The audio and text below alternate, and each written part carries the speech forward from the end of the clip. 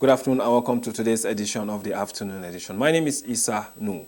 Today we shall be focusing on some of the policies that the president has set forward, and one of them is the issue of the student loan bill. For some time now, Nigerians seems to be a bit confused for those who have not perused the Word document on how they will go about the issue of the student loan bill. Many people have this understanding that the modus operandi may not be successful, but at the same time, there are those who still believe that, yes, there is need for us to start something and give the student a bit of relief. But then the issues still remain, even amongst the students, just like they say that even in the animal farm, there are those who are more equal than the others. So in the case of the student, they said the loan bill, based on some analysis, is that it favors only those who are at the bottom end of the ladder, that the president should have widened the scope.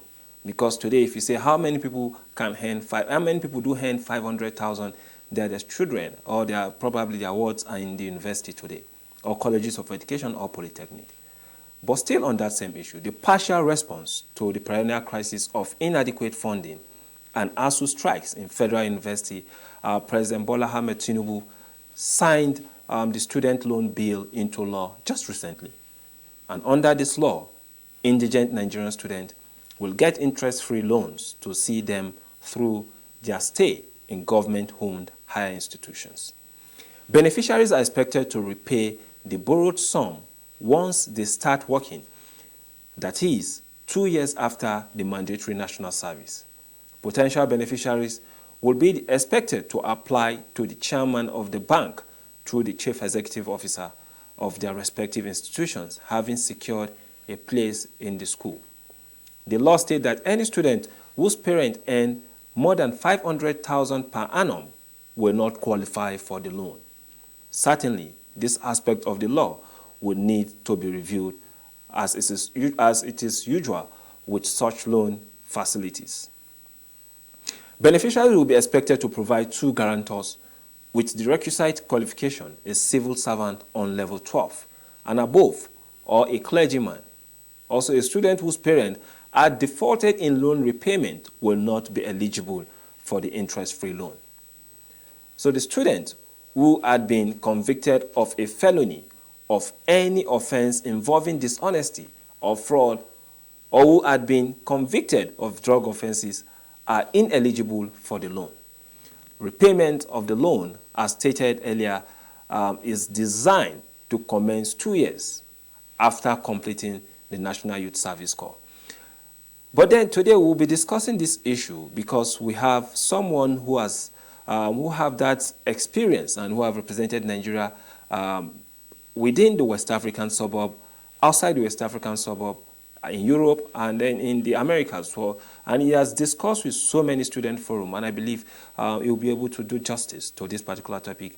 He is a member of the Nigerian Youth Parliament in person of Marwan Umar Gwamba. So he will be joining us shortly after the break.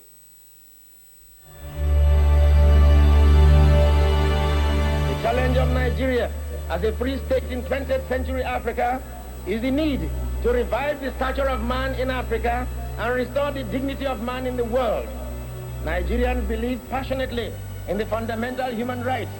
We regard all races of the human family as equal.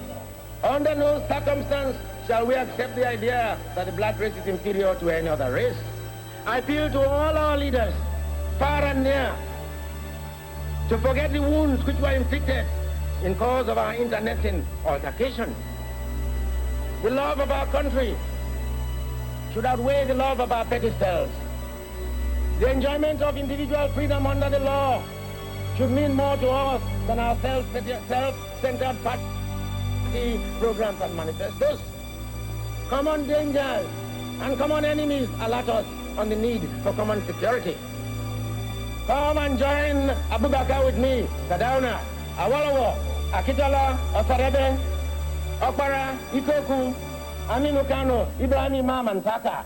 Let us bind the nation's wound and let us heal the breaches of the past so that in forging our nation, there shall emerge on this continent a hate-free, fear-free, and greed-free people who shall be in the vanguard of a world task force whose assignment is not only to revive the stature of man in Africa, but to restore the dignity of man in the world.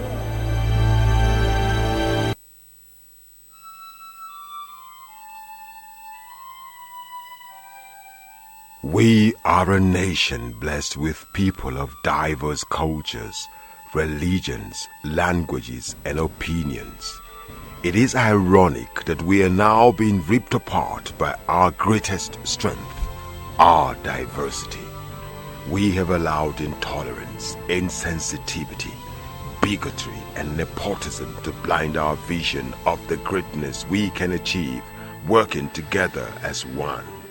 We may not have the same culture, nor religion, nor language, but we all belong to the same nation by the divine will of God. We did not choose to be Nigerians. Nigeria chose us. This nation is our divine heritage, and if we open our eyes, we would realize that what divides us pales in comparison to what unites us. And by the comparison and conciliation of our differences, we will grow until our differences disappear. Our unity cannot be willed by mere declarations, nor do we get unity by ignoring the questions that beg for answers. We must celebrate our diversity and debate our differences without fracturing our unity. Our strength is not in our numbers, but in our unity, because even the weak become strong when united. Nigeria unite. This message is brought to you by Abuja Broadcasting Corporation, owners and operators of ASO Radio 93.5 FM Abuja, ASO Television DSTV Channel 392, Star Times Terrestrial Channel 127, Free TV Channel 507, People's TV Channel 285, and UHF Channel 38. Welcome back from that short break, and joining us now is Marwan Umar Gwamba. Marwan, good afternoon and welcome to the afternoon edition. Yeah, good afternoon. It's such a long time, because I think the last time I saw you, we were outside the country discussing with some students across, I think in Europe or America, I can't remember, or some Indian student or something like that. I can't remember for now. G20. I led a delegation of G20 delegates. I mean, the youth delegate for the G20 in India. Yeah. Okay. It was, I think, in April. Yeah. Okay. 2020. And how did it go? It was quite okay, because we spoke on 5 tracks, which the track which I also made my submission was youth inclusion in governance. Okay. So and it was quite good, and because out of the outcome of that particular conversation is that I was able to talk about why Nigeria is not part of the G20, just despite being the giant African economic nation. And I think immediately after that, I think last week we have seen even the President of India, the Prime Minister of India, Narendra Modi, has also made a suggestion that not only Nigeria but the African Union entirely deserve to be considered to be a member. Indeed, it is long overdue. But then let us quickly face some of the beautiful things people will say, yes, that this government has started with. When the president came in, he was able to assent to some of the bills, I think about 4 of them, that of electricity, that of the student bill. These are bills that actually touch even those in the down part of the ladder.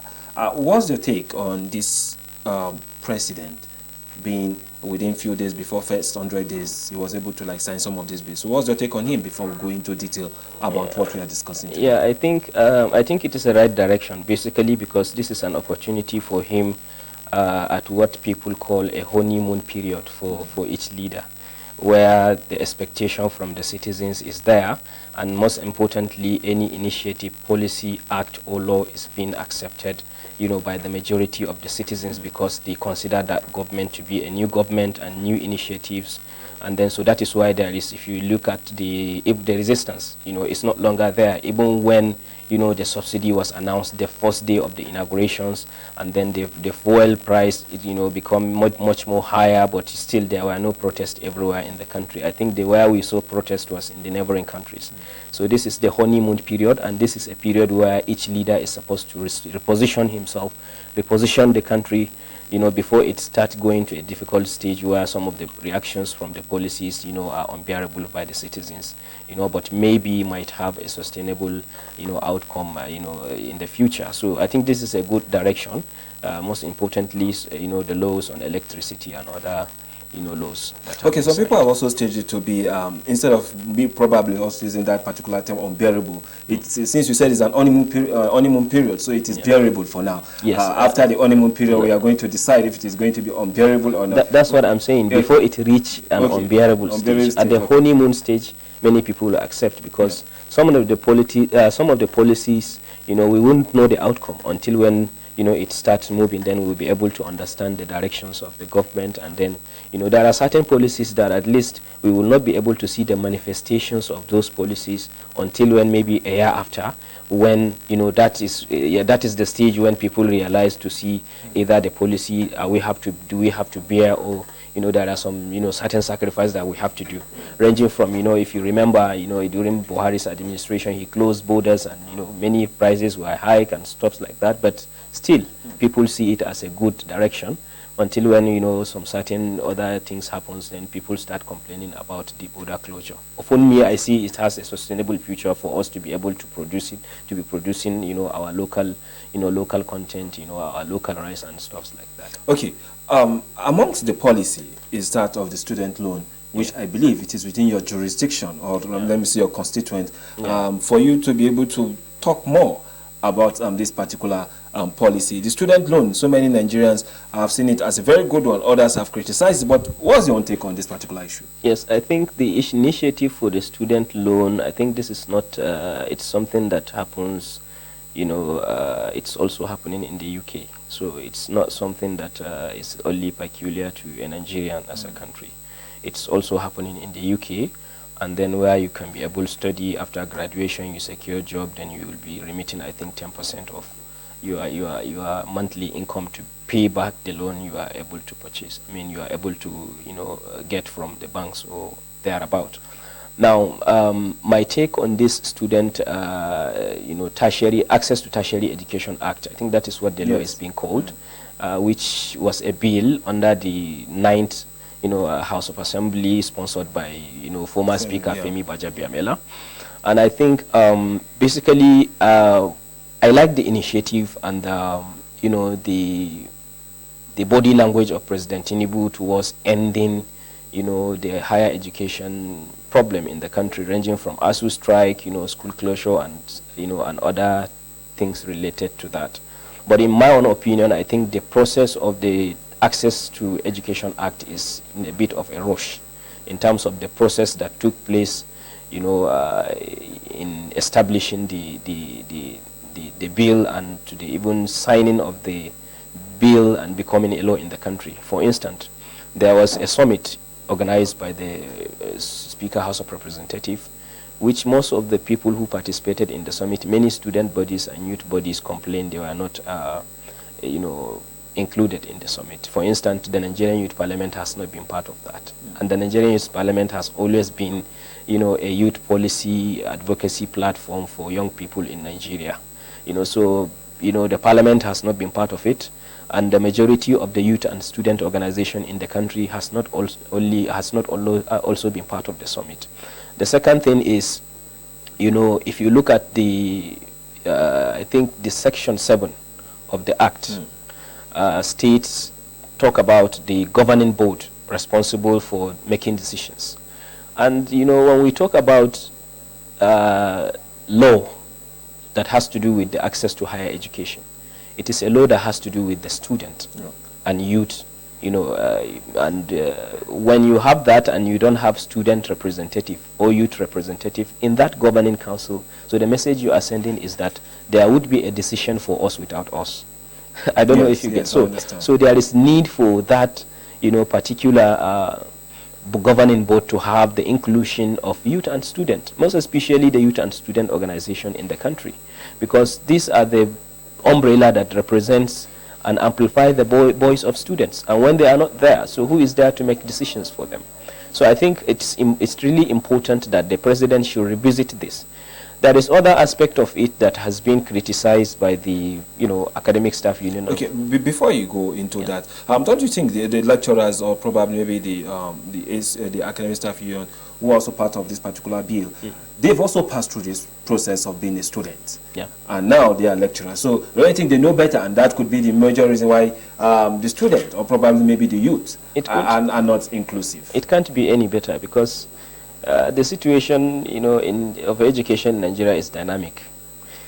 For instance, most of the majority of the people that are there in the academic staff union of the universities, there is no adequate technology when they went to school. And today we have, abundant technology resources that we can use. Even with your mobile phone, you can attend lectures in the Zoom. And the student issues are only being experienced by students. The fact that you were a student before does not mean that you can represent the student of nowadays. There is a lot of gap and there is a lot of difference between the two organizations. These are the student bodies that basically discuss, with the student. And I think basically, most importantly, the president of the student union at the university are at the forefront of not only the university, the polytechnics and the colleges of education are at the forefront of those who are directly linked with the students. And in my own, opinion, about this governing council, that is for the act. I mean, that is for the law. You understand what I'm saying? But I have my own opinion also, a general opinion about the law itself. Like, is it really feasible for the country, the sustainability and other aspects? But now that we are talking about particularly about the governing council, so the ASU cannot represent the voice of students.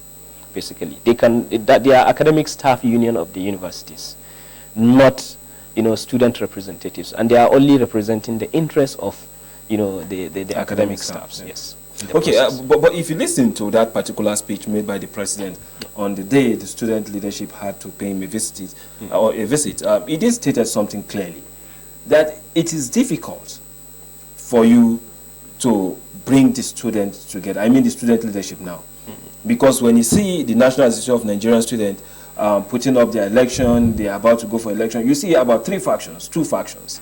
So also the Youth Council, National Youth Council. Well, for the NYP, I've not heard of something like that. But don't you think that's the major reason why they also have the academic staff there to look at some of these issues? Since they are part of the system, they teach the students. So why must there be students in this particular meeting? So that's the issue. Because the president did raise a critical issue there, that who is he going to invite whenever you're talking about students? Is it the faction A, faction B, faction C? You are part of this, so whenever they conduct an election, you see this thing coming up. So how do they address this particular issue in order to get them into this particular governing council? It's very simple. It is not difficult to regulate the student and youth bodies. We have other countries that have but doesn't have factions. Then we have to look at the factors that basically are responsible of making such factions to happen. One, you said you have the Nigerian Youth Parliament have 5th session now, established and signed into law by President Umaru Musa Yar'Adua, the policy for the establishment of the Nigerian Youth Parliament, after which it has been originated from the United Nations General Assembly. Now, the Nigerian Youth Parliament is a platform that is under National Assembly and the Ministry of Youth and Sport Development. When government decide to look back to the student and youth representation, that is when you will begin to have factions, you will begin to have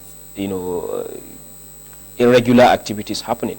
For example, there are critical stakeholders that will come together to put hands in the student and youth bodies in Nigeria, and it will make it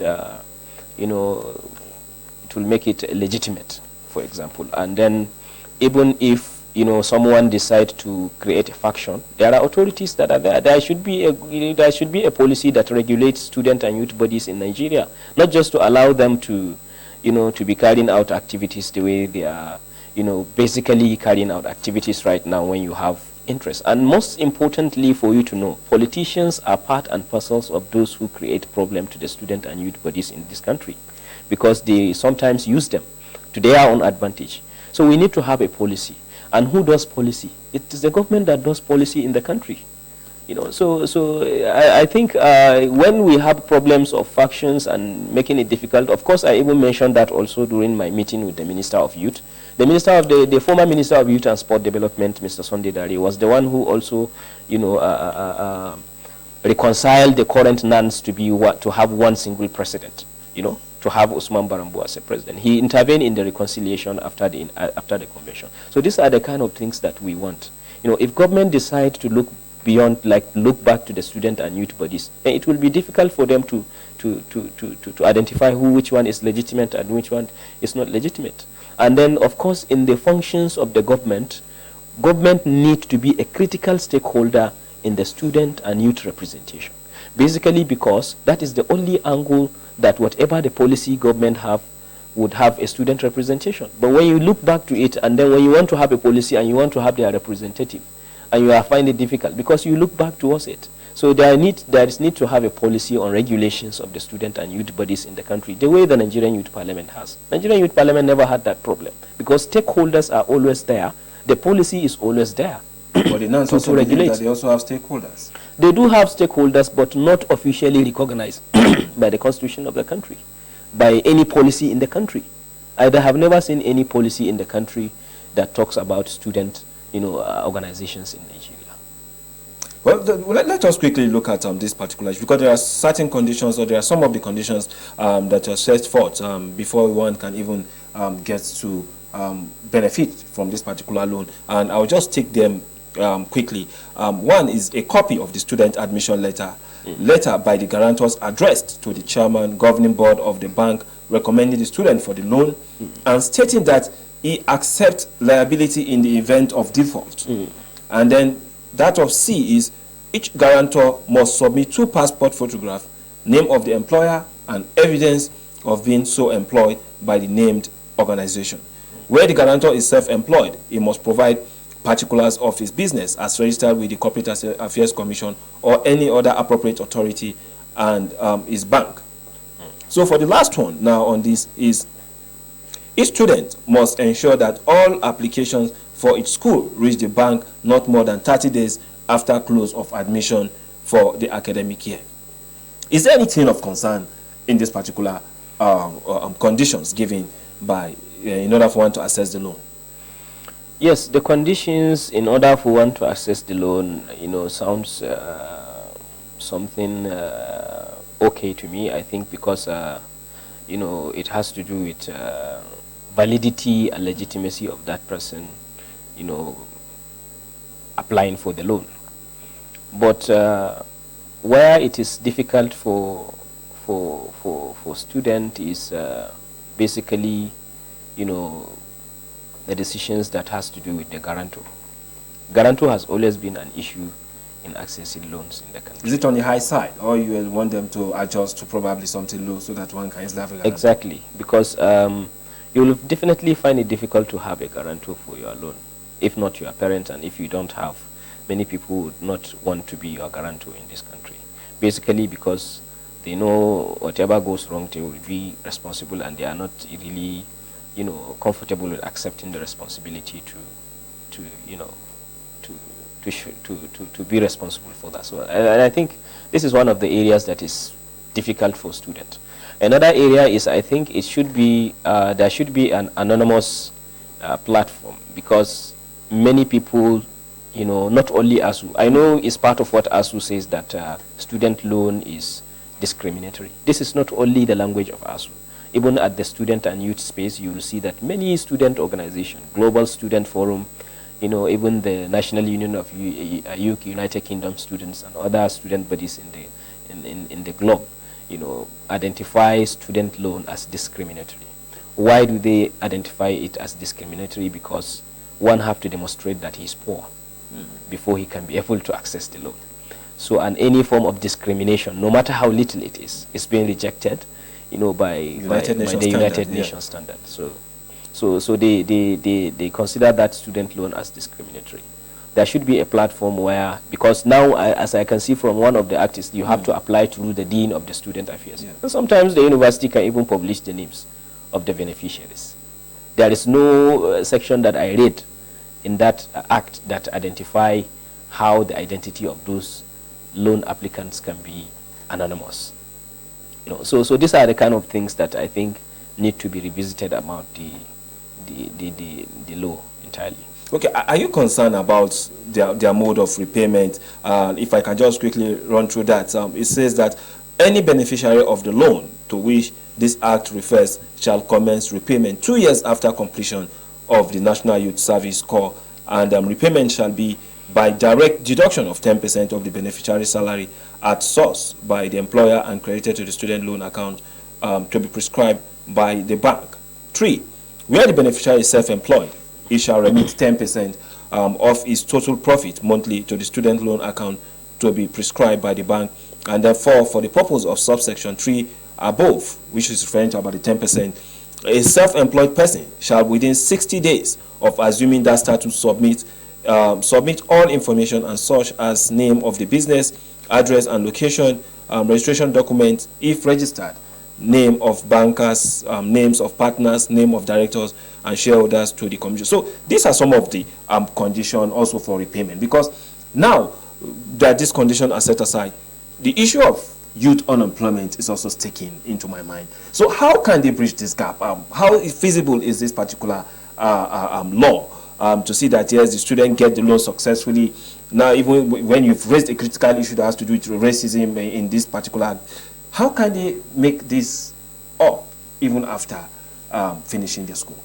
Okay, to start with, let's go by even the statistic of the student enrollment. That is where I think the presidency need to look into many critical aspects of education in the country. One, according to the National University Commission, they said we have about a total number of 2 million students, being admitted, like students studying in the university. Yeah. When you have 2 million, you have a country that have close to 70% of the total population that are young people. And then young people fall between, according to the National Youth Policy that has been reviewed, 18 to 29, but also 18 to 35, yeah, according to the law. Now, when you have this large number, and when you look at the level of enrollment in school, in the university, 2 million students is not encouraging. And this factor is associated with the low grades, low O-level grades to be able to obtain that requirement to go into the university. And also, majority of them are not. If you look at the JAM statistic, you have 1.2 million students. And in the end, barely half of them, or not close to the half, got admission into the university. So these are the factors. And then I think this is a factor that needs to be looked into instead of this particular issue. Of course, the student loan sustainability plan for this loan is one of the also critical areas. When you have, majority of young people being unemployed, majority of graduates being unemployed, then how do you intend to get the repayment?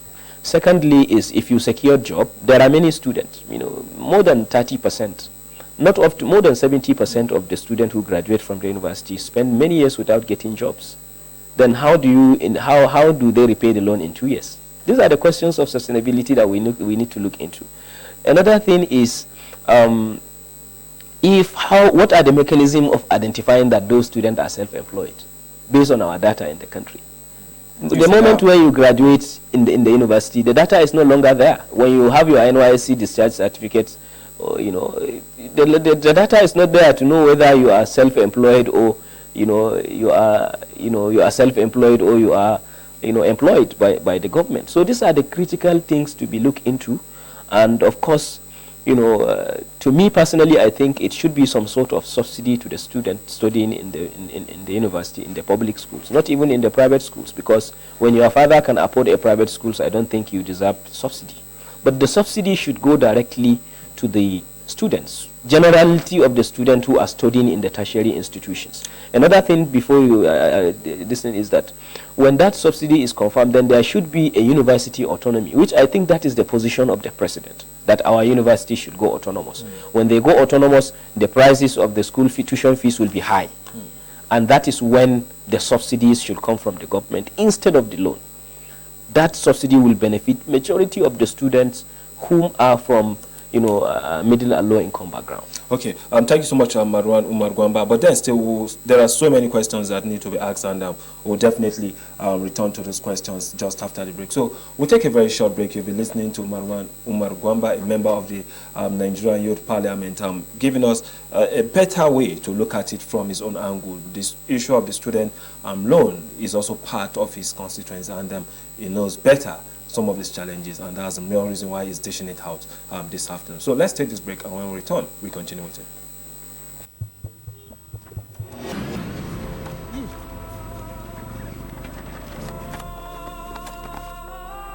Sir, can you please give us the permission to search you? You can go. Is this a movie? If it happened...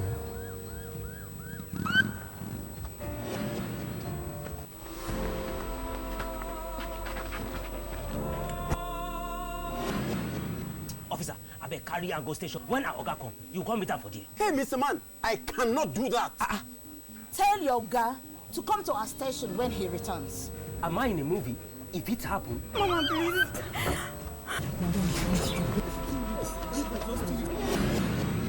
Mama, please. Thank God you're here. Do the needful. Mama, please, just 3 weeks Madam, now.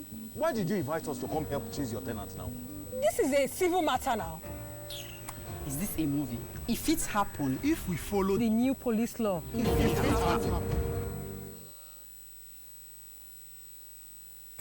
Welcome back from that short break, and still with us here in the studio is Marwan Umar Gwamba. Marwan Umar Gwamba is a member of the Nigerian Youth Parliament, and he was also a student leader, and he has been representing Nigeria, both the youth and the student angle, within and outside the country, most especially at that top level where we need youths to also have a voice. Marwan, so still on this same issue, you were discussing about the issue of autonomy and how it affects all this process. I just want you to quickly to also throw more light into your explanation before I go to the next question. Yes.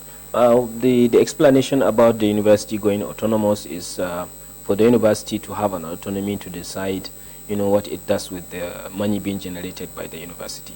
This will create some sort of, will reduce a burden by the federal government to be, fully in charge of university infrastructure, equipment, university equipment in the labs and other stuff like that. So it should be some kind of earn as you gain. So, and I think this will further result into the tuition fee hike, because the university have to now decide what the students should pay as a tuition fee in the university, based on the capacity of the university and based on the number, and based on the amount needed by the university to generate in order to particularly, provide all of those things needed, in the school infrastructure, the equipments, and then of course even the salaries and the wages in the universities as well.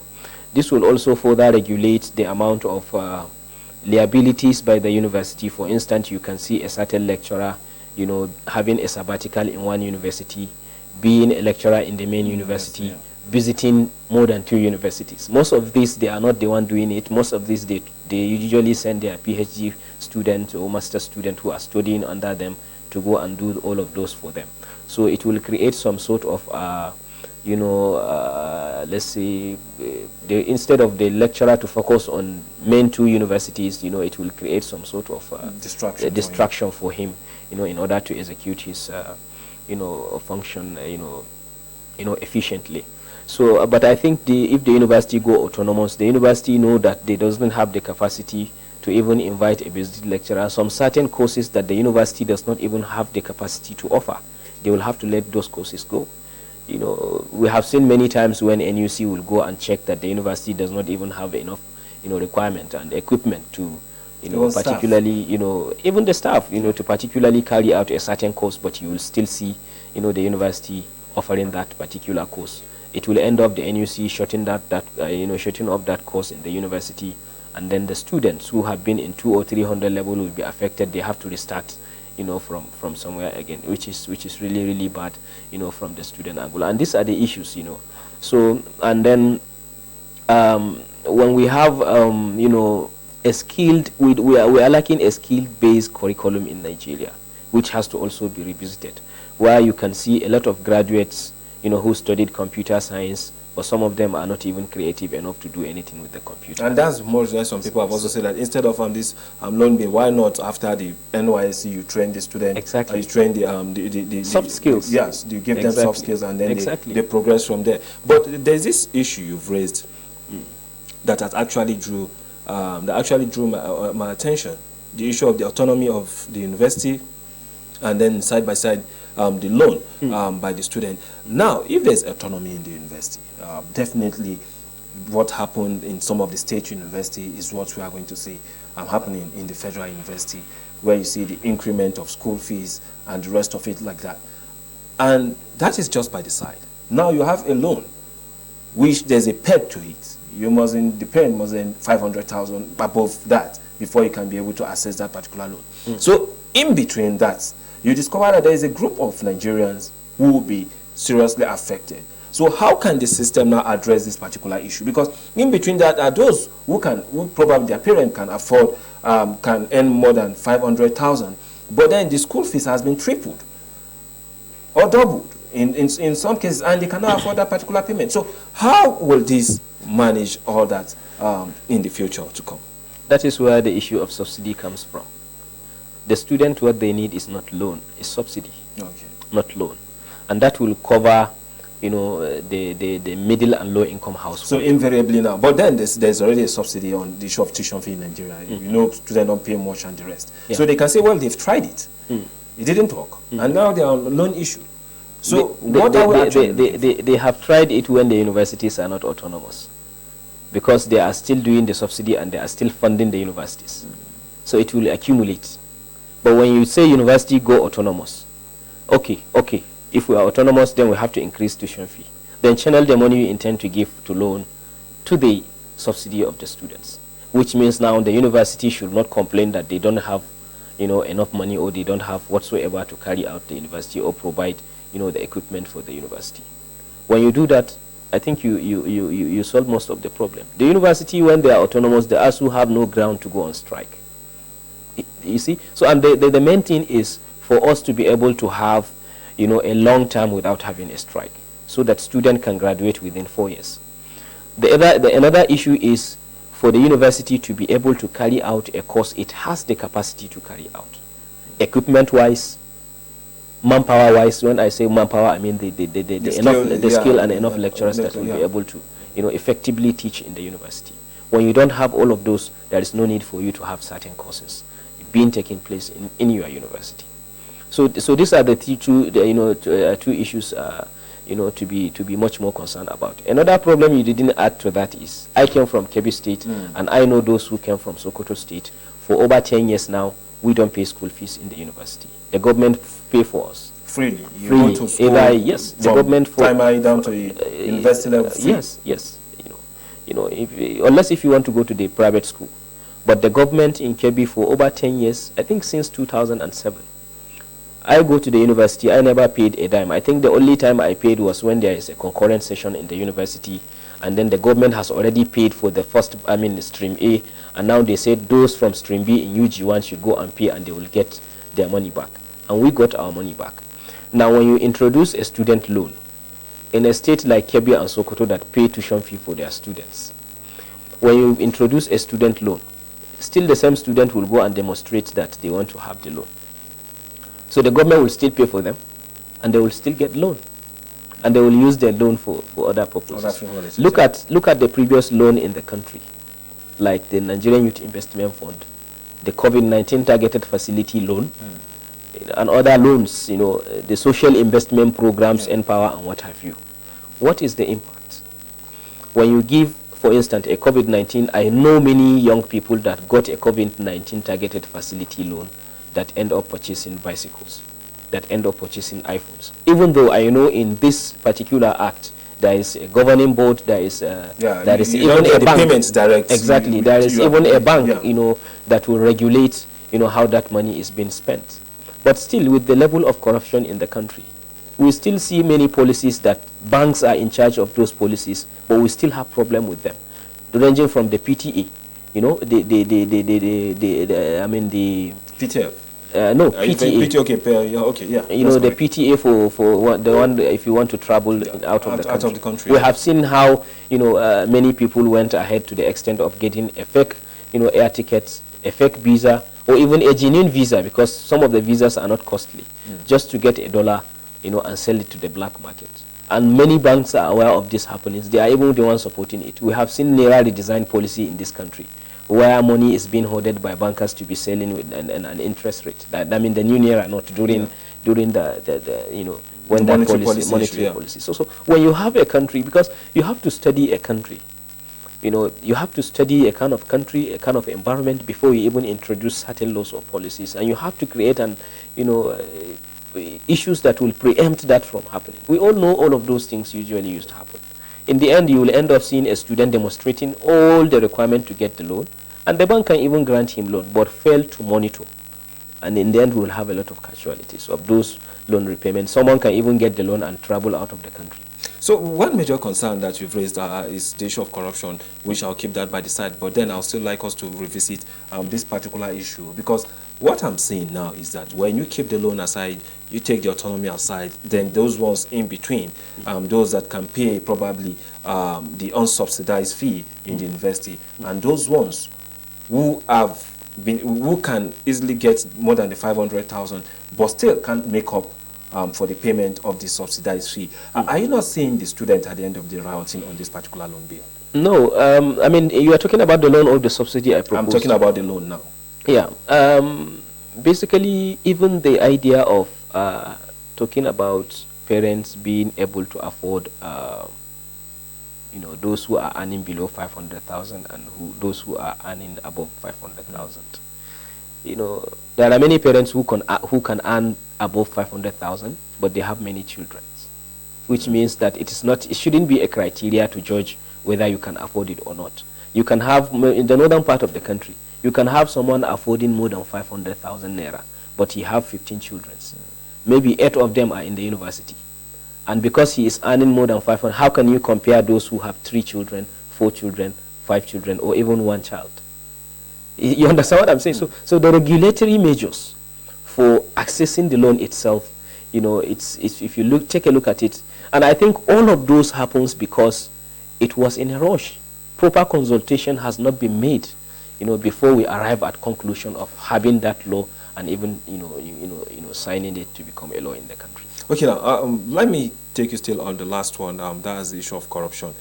You have this, how will I call it now? You have this feeling that probably the issue of corruption will come and override the whole system, having also debased the issue of the foundation of even the bill before it was even assented to by the president. So now it is not a law.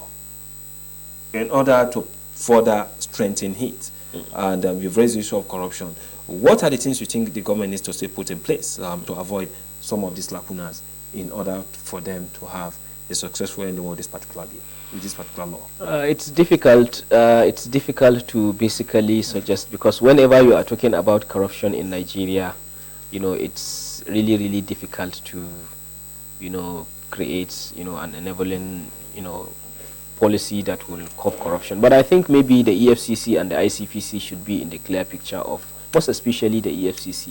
Or the ICPC, because I mean the ICPC, sorry. Most especially, they need to be put in the picture of all of those. And I think maybe even including them, I don't know if I check when they have their representative in the governing board.